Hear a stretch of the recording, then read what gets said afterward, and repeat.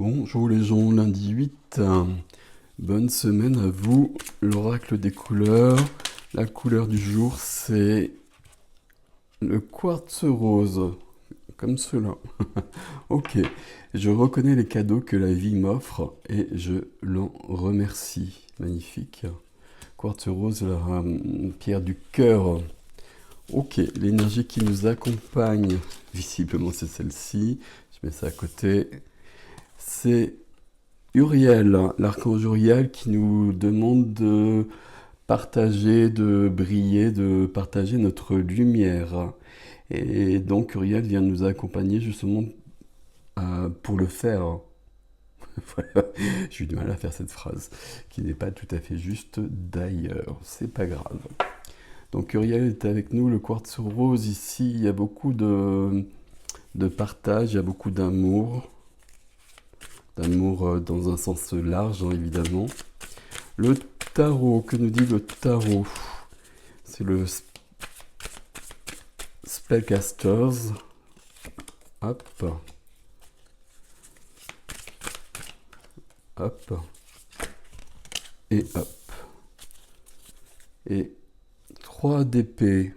Le 3 d'épée, c'est une carte difficile dans le tarot, vous le savez si vous avez l'habitude de me suivre. Le 3 d'épée, c'est 3 épées dans le cœur, c'est le cœur brisé, c'est le cœur cassé.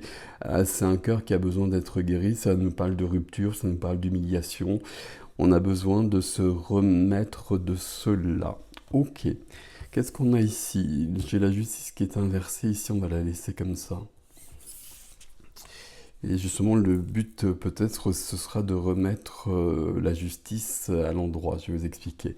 On est sur le cœur depuis le départ ici. On est sur le cœur et sur une guérison du cœur et sur une ouverture du cœur. La carte du tarot, c'est le 7 de bâton. C'est une carte d'affirmation de soi, c'est une carte de volonté, c'est une carte optimiste.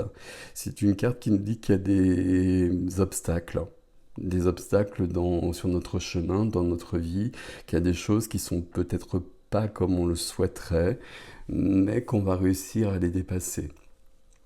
Normalement, ce personnage qui nous représente fait face à des bâtons qui se dressent sur son chemin, sur notre chemin.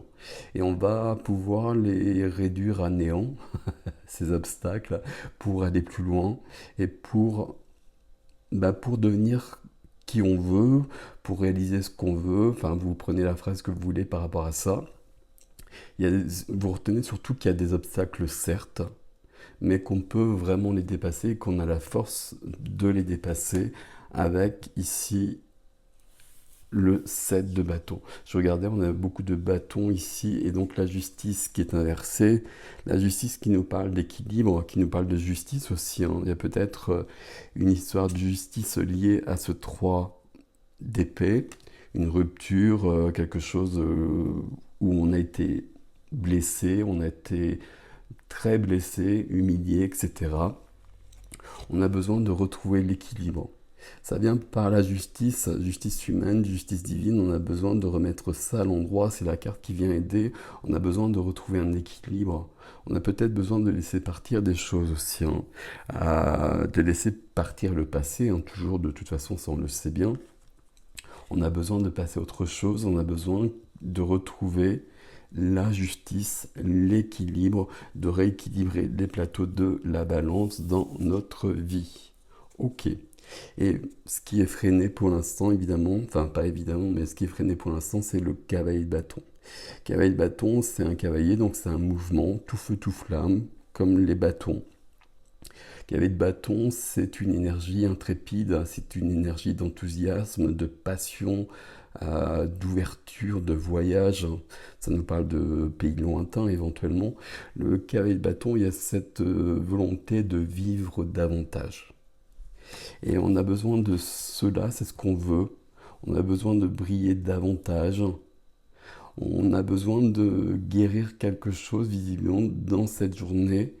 Et c'est possible en dépassant une situation. Et ça va ouvrir d'autres choses. Bon, j'espère que vous me comprenez quand je dis ça à peu près. On va demander du coup, avec cet oracle, J'arrive plus à parler. Donc l'oracle, comme par hasard, c'est le bon, hein, c'est l'oracle des messages de ton cœur. Charlotte Daines est illustrée par Célia Mélesville. C'est cette carte-là. Et celle-ci, on va garder les deux en fait. La puissance, il est temps de retrouver sa puissance ou de trouver sa puissance. Sais-tu que ton cœur a des pouvoirs magiques? Inspire une situation négative, donc celle-ci, hein. Place-la dans ton cœur et il la transformera en amour et en lumière que tu expireras tout autour de toi.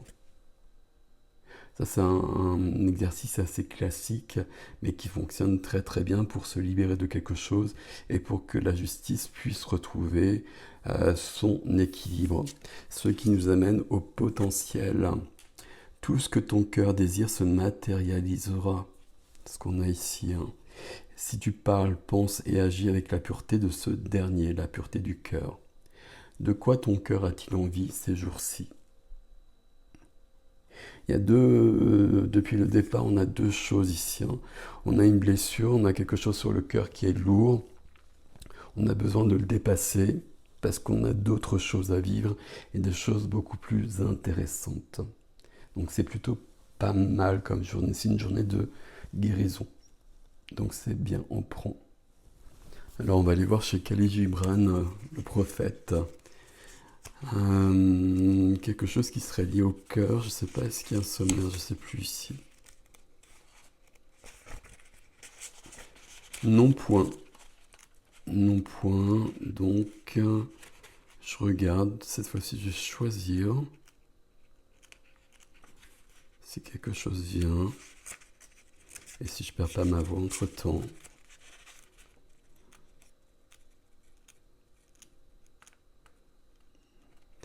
C'est marrant, j'ai l'impression qu'il y a quelque chose qui devrait correspondre et je trouve pas. C'est ça en fait, ok, voilà. La joie et la peine. Une femme dit alors, parle-nous de la joie et de la peine. Il répondit, votre joie et votre peine sans masque. Et le puits d'où s'élèvent vos rires a souvent été rempli de vos larmes. Et comment pourrait-il en être autrement? Plus votre peine entaille profondément votre être, plus vous pouvez contenir de joie. La coupe qui contient votre vin n'est-elle pas celle que le potier a cuite dans son four? Et le luth qui apaise votre esprit n'est-il pas fait d'un bois taillé par des couteaux? Quand vous êtes joyeux, sondez les profondeurs de votre cœur et vous découvrirez que ce qui vous a donné de la peine vous donne à présent de la joie. Quand vous êtes triste, sondez de nouveau votre cœur et vous vous apercevrez qu'en vérité vous pleurez sur ce qui vous a réjoui. Certains d'entre vous disent « La joie l'emporte sur la peine ». Et d'autres répondent « Non, la peine l'emporte sur la joie ». Moi, j'affirme qu'elles sont inséparables. Elles arrivent ensemble, et si l'une d'entre elles est assise à votre table, rappelez-vous que l'autre dort dans votre lit. En vérité, vous êtes comme une balance, suspendue entre la joie et la peine. Vous ne maintenez votre équilibre et votre immobilité que lorsque vous êtes vide. Quand le gardien du trésor vous soulève pour peser son or et son argent, votre joie ou votre peine doit alors monter ou descendre. Ok, il y a beaucoup de choses dans ce texte, hein, je vais vous le laisser comme cela, mais vous comprenez bien que ça nous parle de cette justice et surtout de sa balance du fléau qu'on équilibre, et que donc par rapport à ce texte et par rapport au tirage qu'on a depuis le départ, sur un des plateaux de la balance, on a la peine et sur l'autre, on a la joie. Et que l'un et l'autre nous constituent. Et qu'est-ce qu'on en fait? On a toujours ce 3 d'épée. Donc ça, c'est vraiment la peine. C'est trop de peine. Si c'est venu d'une rupture, c'est parce qu'avant, il y avait du plaisir, il y avait de l'amour. Donc peut-être qu'il y a des choses à rééquilibrer. Et puis, si on est vivant, forcément, on vit les deux. Et c'est assez logique et c'est plutôt rassurant peut-être. Bon, je vous laisse de toute façon prendre tout ceci pour vous et comme vous l'entendez. Très jolie journée à nouveau.